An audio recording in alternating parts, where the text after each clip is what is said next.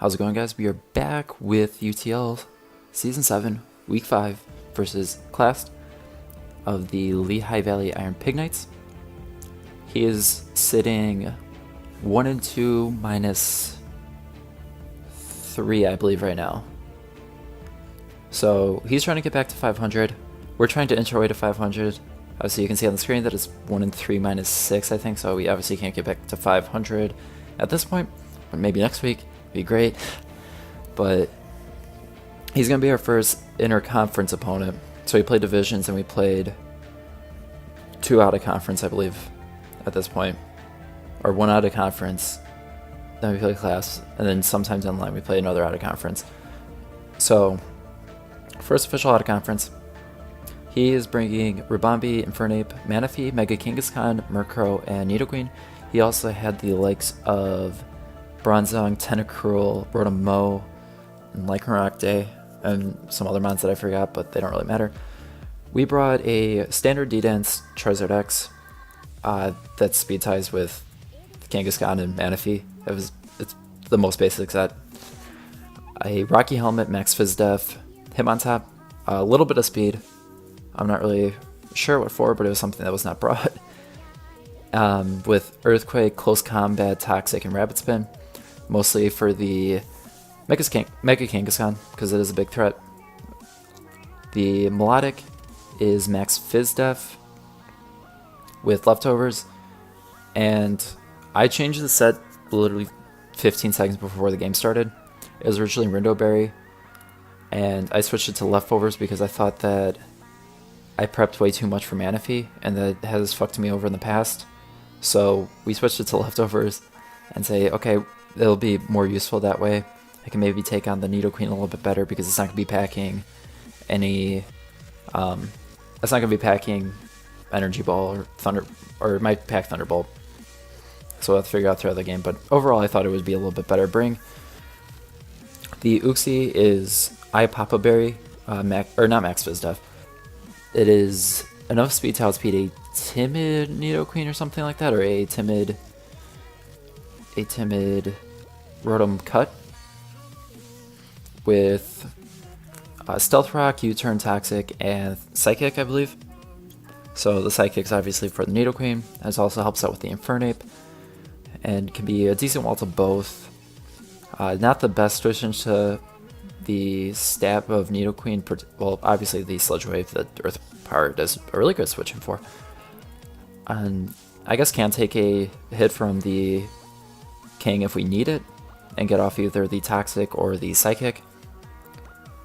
The Celesteela and the Electros are both AV. The Celesteela is a special attacking variant, the Electros is a physical attacking variant. I'm an idiot and I put Brave Nature on my Electros instead of Adamant. It doesn't matter for this game because its slowest mon is base 76 speed, I think, and Electros's regular base speed is 50, so it didn't play out that much.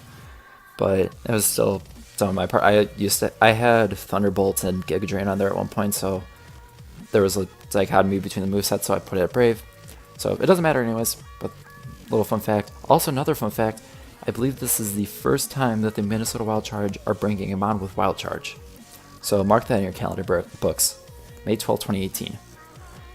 Anyway, so we're going to go off in the game, and I didn't really have a good lead because he could have led off with a fake out Mega Kangaskhan, a Rocks, Nidoqueen, a Webs, Rubambi, or just U-turn with Infernape. So I was just going to lead off with Electros, can take any one hit, and if it gets damaged, then I also have Celesteela in back that can still take on the likes of the Kangaskhan and the Manaphy. So that's what we're going to do. My music's off, so that's good. So we're going to lead off with Electros. He's going to lead off with Murkrow, which I was expecting either a Toxic or him to switch out. So Celesteela's my best play. He also has double status, which isn't fun, as we're going to get paired twice in a row, which it doesn't matter too much because both times I went for Earthquake, so it would have been cool to catch him on the switch, but it wouldn't have mattered. I didn't think it mattered too much because if I got the Earthquake prediction wrong the first time since he was staying with Murkrow, I think that it would have switched up his plan to go into Nidoqueen on the following turn. What I found out is since he showed off Flamethrower, I'm pretty sure my Celesteela 1v1'd it, but and I think Flamethrower did 30 to this Uxie, and I think it did like, I don't think it did over or 30. It did about 30 to Celesteela, so the super effective move does about as much as it does to a neutral Uxie. So fun fact number 2 is Celesteela is ridiculously bulky. So we have our Uxie in here. I think I'm just going to go for Stealth Rocks in this play because I don't expect him to stay in with his Needle Queen. And that is exactly what we do. And so now we could have a perfect chance to bring in our Hitmontop, and we can get the Intimidate off as he's just going to go for Body Slam. He's going to get the Paralysis here, which doesn't matter too much. I do not get paralyzed at all this game, as my Hitmontop is a perfect switch in for Ribombee, which is fine because the Ribombee is a perfect switch in for the Celesteela. And as I finally get the Earthquake play right, because he doesn't stay in there, but he does get webs up, which is a little bit annoying for my team, especially with a paralyzed Hitmontop, with the possibility of getting paralyzed. Here we make the play and to switch into Charizard X because it takes 20 from a Flamethrower. But he's going to switch into his Infernape, threatening with a Stone Edge, which I didn't want to mess around with. And so we switch into our Uxie here, and I believe I'm just going to go for Toxic after this play and get something on the switch in, which is going to end up being the Ribombee, because it can threaten me out with a Bug Buzz, which I'm fine with, because I can go into Celesteela. Ribombee has absolutely nothing to touch Steel types, as I found out Season 4, when there was a Quiver Dance Ribombee that tried to set up in face of my, or tried to set up, and then I switched into my Mega Aggron, and it did like 12. But anyways, he's gonna make the optimal play and predict my switch into my Hitmontop instead of me staying in with the Celesteela, and he's going to go for Power Up Punch as he gets 2 turns off, but that shouldn't matter too much because Body Slam at this point he'll kill himself with Body Slam, and there's also the possibility of Earthquake, which is a non-contact move, so you wouldn't be taking Rocky Helmet damage, but that doesn't KO, unless if it's a critical hit. So we lose out there a little bit. So my Hitmontop is at 58%, which puts it at, I think, 176 HP. And a max roll Earthquake from Mega Kangaskhan does 175. Right, I said 176. It would have left me at literally 1 HP if he got a max roll. So that's fun.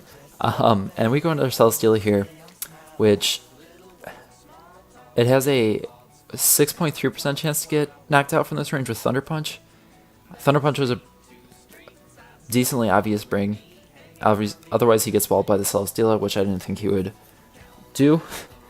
So I thought that the Body Slam / Return, whatever he ended up picking, and the Power Up Punch and the Thunder Punch were pretty obvious brings.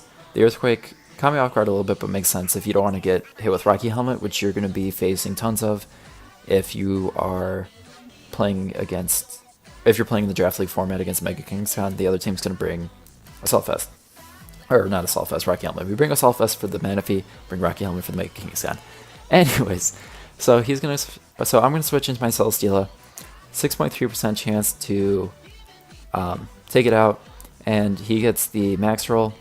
Again, I think my Celesteela is at 343 HP. The max roll is 345. The second to max roll is 340. So we lucked out, or is lucked out the proper term? Anyway, he got the max roll, which stinks a little bit, but he did get a critical hit there too. So that does change it a little bit too, I guess. So because that's also the thing that I have to mess around with is crits and paras also are part of both of those, because my switch-ins were both paralyzed at that point. So there wasn't much I could do. It put it at a pretty big, it put it a lot more of a favor in his side than I wanted to. And we can switch into our Electros that actually can't take the stupid hit. And I don't know why I did that in the first place, or not in the first place, but like, doesn't matter. He gets another critical hit too.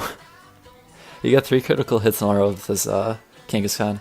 But it doesn't matter too much because I think without the crit, the Manaphy can come in the next turn or the Infernape. He brings in the Manaphy this turn, but he can go for a Surf and it would just kill anyways. 4 turns in a row with a crit.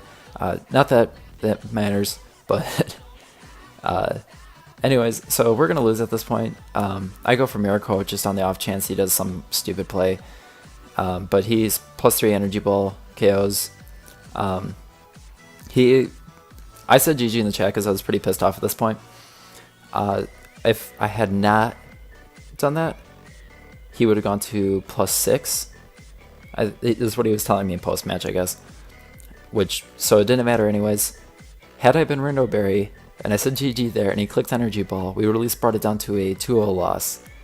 Obviously, Infernape could have came in and clicked Close Combat, and could have clicked it 3 times, I think, and would have won. So I guess it didn't matter too much. But we could have brought it down to a 2-0 if I brought the Rindo Berry and he, for some reason, didn't click Tail Glow twice in order to OHKO. So, anyways, that's going to be a good game. So we fall to 1-4 -9. That is our second worst start ever in Draft League, behind the Season 3, in which case that I probably was already 6-0 twice at this point. Again, we keep on the history of all of our games being decided by 3-0s. We are 5 games in, and all games have been decided by 3-0s. So maybe we can get that going the entire season. But we're going to have to pull something out of our ass in order to be in a playoff position. Our prospects, obviously, we can get to 8-4. There's a chance, however slim. But we do face Blue, Jay, and AJ. Jay and AJ I haven't beat ever. So we're probably going to take 2 losses there.